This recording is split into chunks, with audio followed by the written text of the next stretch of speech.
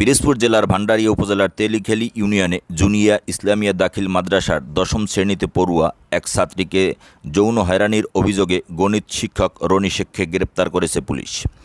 এর আগেও এ শিক্ষকের বিরুদ্ধে একাধিক যৌন হয়রানির অভিযোগ উঠলেও প্রভাবশালীদের ছত্রছায়ায় সে পার পেয়ে যায়।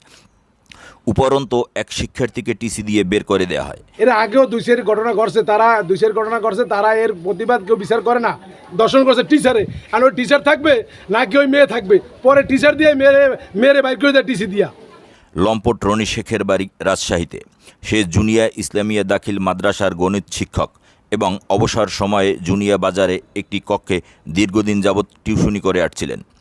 জানা গেছে গত 7 মে বুধবার সকালে বিভিন্ন ছাত্রীদের প্রাইভেট পড়া শেষ হলেও সকলকে ছুটি দিয়ে অতিরিক্ত পড়ানোর অজুহাতে দশম শ্রেণীতে পড়ুয়া ওই ছাত্রীকে আটকে রেখে যৌন নিপীড়ন করে। মার্কেটের ভিতরে নিয়ে উনি টিউশনি করায় গোপন স্থানে, আপনারা যাই দেখেন সেই জায়গাটা পরিদর্শন করেন, সেইখানে স্থানে যারা টিউশনি করে মেয়েরা ছিল, অনেক মেয়ে বাইর করে দিয়ে ওই মেয়েটার ওই জায়গায় রাখে। মানে প্রাইভেট পড়া শেষে মানে ওরা সবাই বাইরে এসে তারপর আমার কাছে কি তুমি একটু দাঁড়াও, তোমার লোক কথা আসছে। তারপর আমি দাঁড়াচ্ছি, অবশ্যই তোমরা চলে যাও। তারপর ওরা মানে বাইরে নাকি 2 মিনিট আড়াইশো আমি দেখিনি পরে। তারপর আমাকে জড়াই ধরছে, আমাকে কিছু করছে, আমি একাই ছিলাম তখন।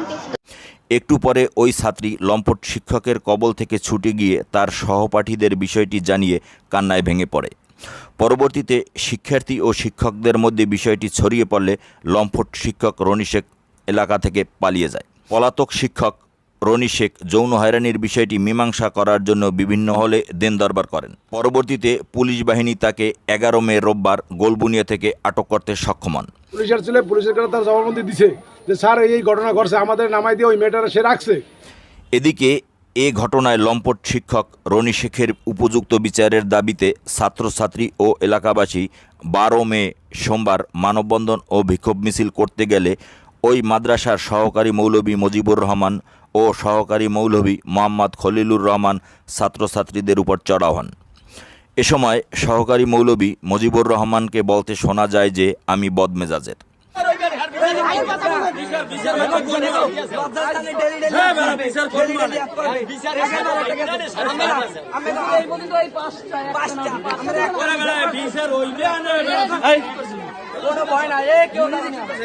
আমার মেজাজ খরগপ আমি বললাম বদমেজাজি।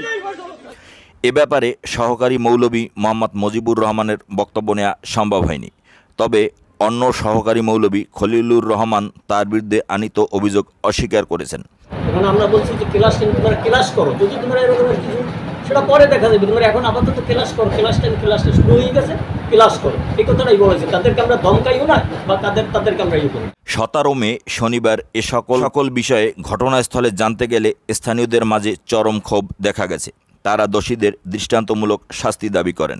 সেই শিক্ষক এই রনি স্যার, সে মাঝখানে বললে কত বছর 1 বছর আগে বললে একটা ঘটনা ঘটাইছে, বলছে না ও বেতন মাদ্রাসায় দরকার নেই, একটা টিচার হয়ে যদি এরকম কাজ করে তারা মাদ্রাসাটা করবে কি? জুনিয়া ইসলামিয়া দাখিল মাদ্রাসার সুপার মোহাম্মদ বেলায়েত হোসেন তদন্ত সাপেক্ষে দোষী হলে লম্পট শিক্ষকের শাস্তির দাবি করেছেন। একই সাথে সহকারী মৌলভীদের ব্যাপারেও তদন্ত সাপেক্ষে ঊর্ধ্বতন কর্তৃপক্ষের দৃষ্টি আকর্ষণ করেছেন। তো এবার যে অভিযোগ হয়েছে, এবার তার বিরুদ্ধে আইনানুগ ব্যবস্থা, সে আইনের হাতে বন্দী আছে বর্তমানে। সেটা আইনগত ঠিক করে নেয় কাজ, এবং যারা তদন্ত সাপেক্ষ তাদের বিরুদ্ধে ব্যবস্থা নেবে, ধমক দিয়ে থাকে। ভান্ডারিয়া উপজেলা নির্বাহী কর্মকর্তা রেহানা আক্তার বলেন, ওই শিক্ষকের বিষয়ে মাদ্রাসায় মিটিং করে বহিষ্কারের সিদ্ধান্ত নেওয়া হয়েছে। অন্যান্য অভিযোগগুলো তদন্ত সাপেক্ষে বিধি মোতাবেক ব্যবস্থা গ্রহণ করা হবে।